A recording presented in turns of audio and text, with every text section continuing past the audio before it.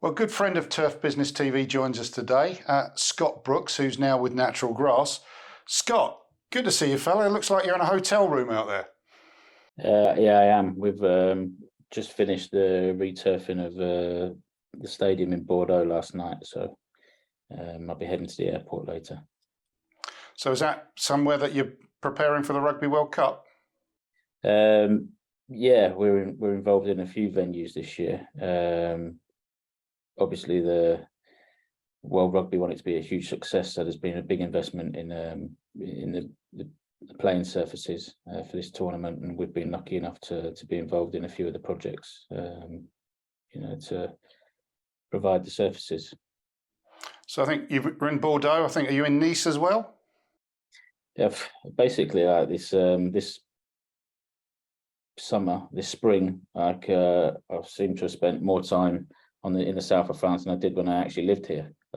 So I go to Nice very regularly. We have a very exciting new contract in Marseille with Olympique de Marseille, where we're constructing some pitches, but also managing the maintenance of the pitches there. And then in the last couple of weeks, we've done returfs in Toulouse and Bordeaux. Okay, so plenty going on. Keeping you busy, obviously, this new role. Tell us a bit about your role now with Natural Grass. What are you planning to do? A little bit of everything, actually, and that's really what I wanted. So I was very lucky that the guys gave me the opportunity to join them, and primarily it's to manage, like, as the company grows. Like, Natural Grass wants to become a turnkey solution for sports pitches, from project conception and the design right the way through to the construction and then maintaining them afterwards. And the maintenance part of the company is starting to grow. So I guess that's one of my primary objectives, is to help that grow and help it be successful. But then on top of that, we have these special projects like the returfs. Like, they're fairly new for the company. So we have our guy in Spain, Alberto, who's hugely experienced with that part of the business. But I help him out with that, and then I do a bit of international business development, so to speak. So Right. we're doing some work in Africa. We obviously have a small business in Belgium, and we're trying to branch into other markets. Obviously, like, we're open to going anywhere to work, and then eventually, like, we'll see if we can do some work in the UK as well. Okay, I mean, you've set up Natural Grass UK, I believe, haven't you? Yeah, so we set up Natural Grass UK, which obviously, I'm the general manager of, and at the moment I have one employee as Dean Gillespie, who we all know and love. And I guess eventually, as we get work and projects, that business will grow slowly. I hope. So that's something that's growing and not quite in the background, but running alongside all of the international work. Is it still mostly football for you, Scott? Well, it's sports pitches, as you know, as in your traditional winter sports pitches. So football and rugby. Natural Grass have done some projects at rugby grounds this year, but primarily football, yes. Okay, and I know from talking to you over the years, you like a project. Is that the bit that's firing you up at the moment? Those bigger projects? Yeah, it is. In the life of a groundsman, maybe they get one huge project in their career. They build, one amazing training facility. Off the top of my head, in recent years, I can think of, Spurs, Leicester, Liverpool, all incredible facilities. And really, the groundsman does that job, and then he's kind of like, right, what next? And he's still there, and then he has to start maintaining this new facility. Whereas, the exciting bit is that conception of the projects and seeing, a blank canvas turn into something, incredible that professional athletes can thrive on, every day. And I get to have a hand in, a couple of those a year. you know, with the projects that we do as a company. So, you know, I'm not the construction manager. You know, I'm not, you know, the guy who's leading these projects, but, you know, I have an input into, you know, what the makeup of the profile of that pitch should look like. You know, what's the space that we need around the pitches for access, and all those various things that get overlooked by an architect.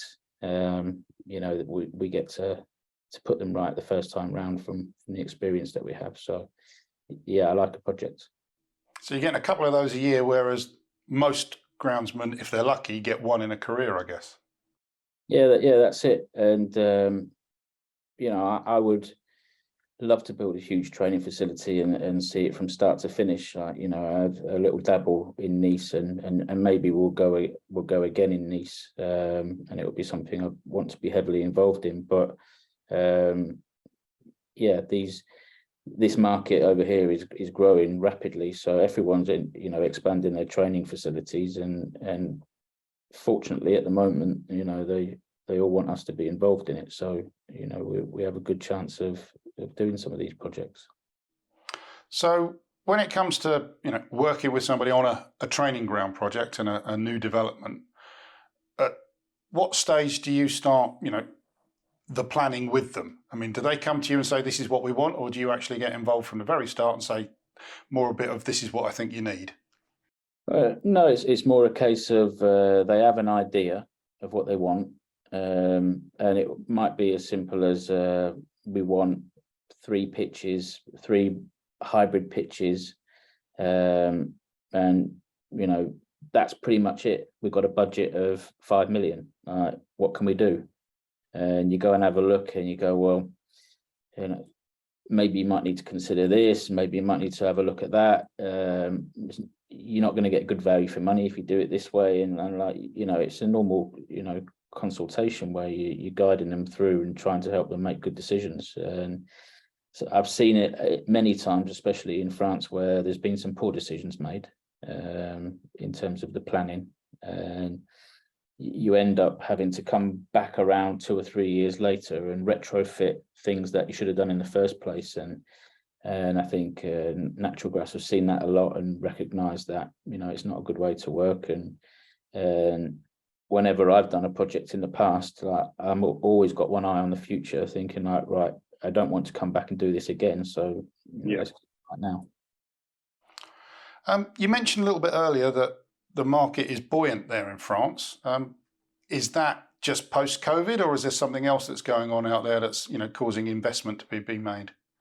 Well, the French football is growing anyway. Like, it was, I'm not so, you know, it'd be amiss to say it was in the dark ages a little bit, but, you know, 10 years ago, they were spending maybe 400k on a complete football pitch construction. So, you know, you're not getting hybrid, you know, you're not getting good drainage, you know, you're not getting good irrigation. And like, it's just been a learning over the years, and educating the guys in the football clubs that, you know, you need to provide something a little bit better.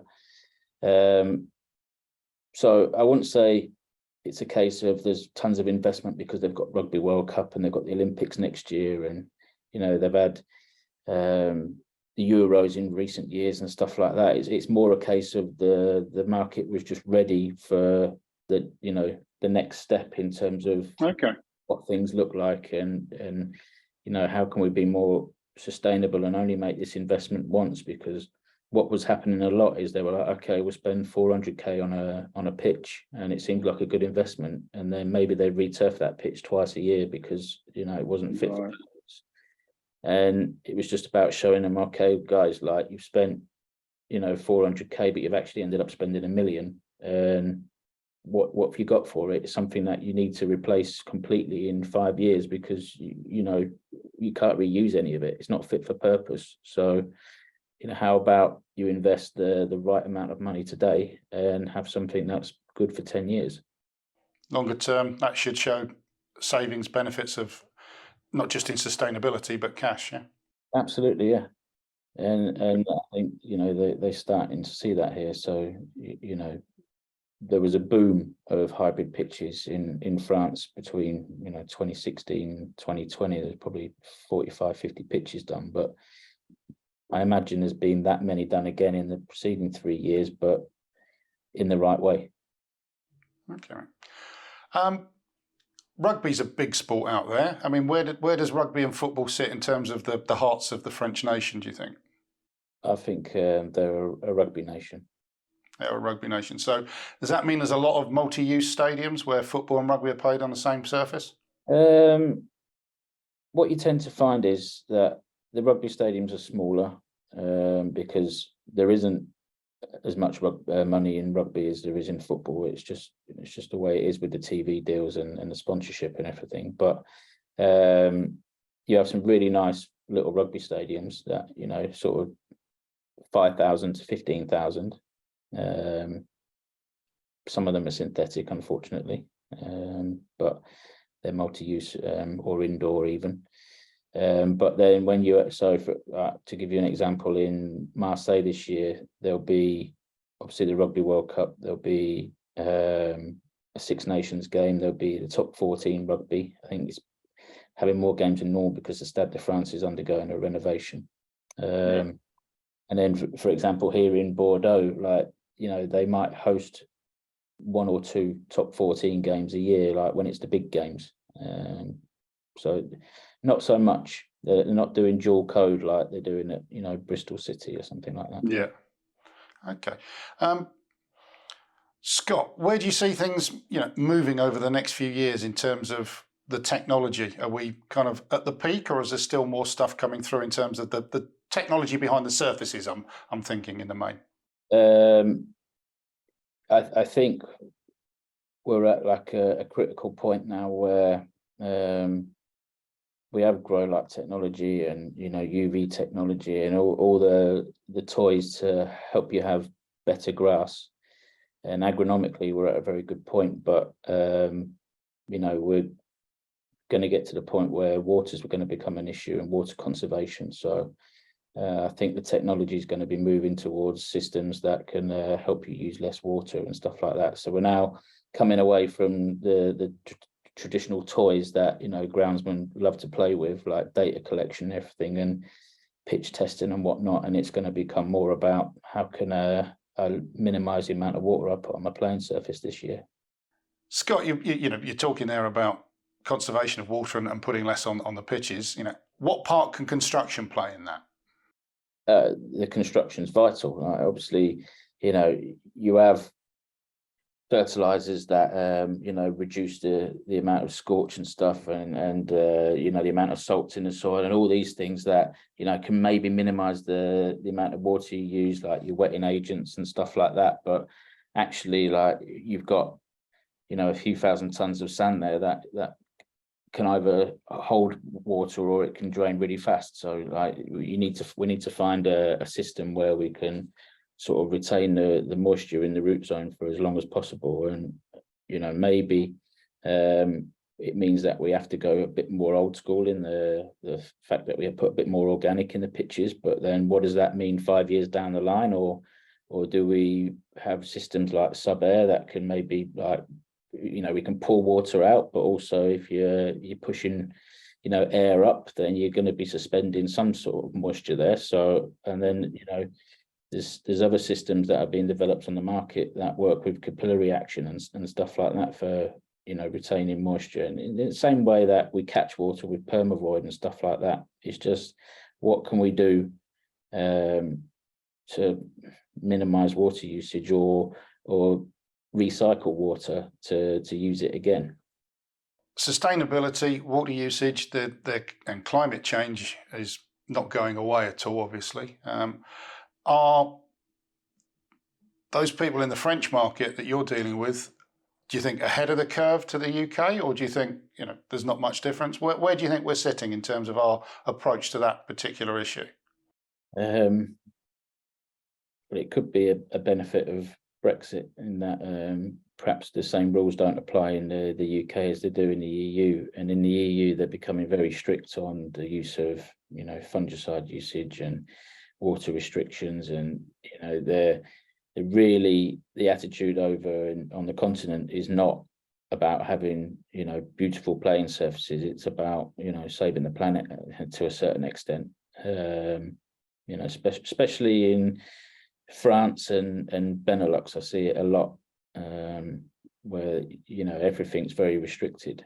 And in terms of water, obviously, I'm doing some work in Nice still, and we can't water the pitches between 8 in the morning and 8 in the evening. We have to water overnight. And obviously, as a groundsman, you'll know that that's not the best time to be watering your pitch. And then some of the pitches are being constructed with some, very poor irrigation systems where you have to put 4 millimeters of water on your pitch. You have to start watering at like 1 o'clock in the morning for it to finish at 8. And obviously that brings problems as well, because you just can't get the amount of water that you want on, and you're putting the water on at completely the wrong time. I wasn't lucky. I was thinking about it a lot, when I was in Nice, that I wanted to be able to get the water exactly where I needed it very quickly. So I installed water tanks and pump sets and enlarged the capacity of, around the pitch. So, I can water a pitch in, 4 millimeters in Nice in half an hour. So I can put the water on at 6 o'clock in the morning and be ready for the day, and it's at the right time of the day. But there's a lot of investment to be made at other places in the country if they're going to get to that level. Okay, so essentially, in terms of climate change and saving the planet, you think the UK is probably behind, but in terms of looking after the pitches, we've got more at our disposal, shall we say? Yeah, it's exactly that. The infrastructure is a lot better in the UK because the investment's there.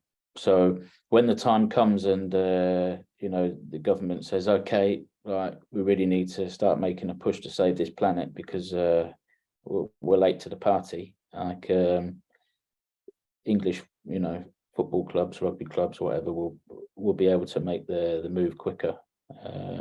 And that's possibly why over here, they've started it a few years ago, but they've given people 5 or 6 years to get up to speed and get to where they need to, because they know the investment's not there. Okay. So that might then relate back to why there's a buoyant market at the moment, because of that drive towards sustainability, yeah? I'd like to think so. I'm not an expert on the market out here. Like, the market is driven by the cities and what money the cities allocate to sport each year. Right. Some weeks, some years, it's very good. Other years they have other priorities, obviously. So as a result, you might do a project in Bordeaux, like at the football club. The stadium was built nearly 10 years ago now, and then you probably don't see a lot of investment for the next 10 years because they have other priorities. So it tends to be sporadic, and I guess there's municipalities over here that prioritize sport, and you'll see regular investment. It's not, in the UK, it tends to be privately owned. So, it's on the owners, the shareholders, the board, like whoever's making the decisions within the clubs can decide to knock a stand down and build a bigger one, decide to, extend their training ground. But over here, it's driven by the cities, and, the cities run the stadiums, maybe operated by a management company, but the clubs have very little say over what pitch they're going to play on this year. And if they want to build their training ground, extend it, it's probably going to take a few years because it has to go through a lot of public consultation to get there. With what you've got going on, I mean, I know you're in a hotel room at the moment and you've got a flight to catch. Where are you off to next? Home. Home, all right, okay. So, and how long are you going to be at home, and then when's the next big project that you're going to go and get your teeth into? I've got a few days at home, and then I'll spend the next couple of weeks between Nice and Marseille. I've got a couple of renovations to do at the training ground in Nice. As the temperatures start to cool down a little bit at the end of August, it's the right time for us to renovate the pitches that we didn't renovate in the start of summer because Sure. they're pretty much dead. You'll find Okay. you know, it works a bit differently. Like in the UK, you know, the pitches are always immaculate. But you know, you renovate at the right time of year, and you know, you have the one grass to play with, and you know, you don't have to worry too much about what goes on in spring, summer, and autumn. You just have to get yourself through the winter. Whereas, you know, down in a climate like Nice, you might only have 4 weeks at the end of the season to renovate the pitches, and the grasses that you use down in the south of France are different to the grasses you use in the UK. So whereas you can get away with, you know, 4, 5, 6 weeks in the UK, you need 9, 10, 11 weeks down here. So there's always a pitch that's sacrificial. There's always one where it's like, well, that's not going to get a renovation because we need a pitch ready for the players when they come back. Right. But it's ryegrass because we overseed for the winter here because the summer grasses don't perform very well. So you go into spring and you have an amazing ryegrass pitch, and all the players are like loving it. And then they come back for the first week of pre-season, and it's like incredible.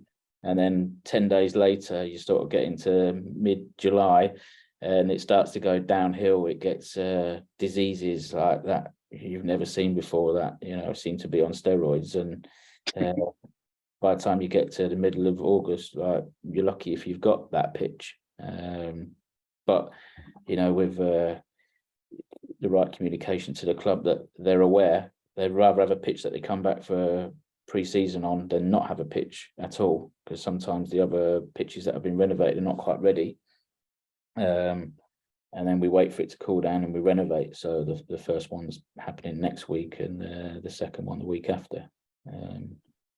Well, enjoy your few days at home in between all those renovations. It'll probably be nice for you to kind of put your feet up for a bit, but I'm not sure that'll happen.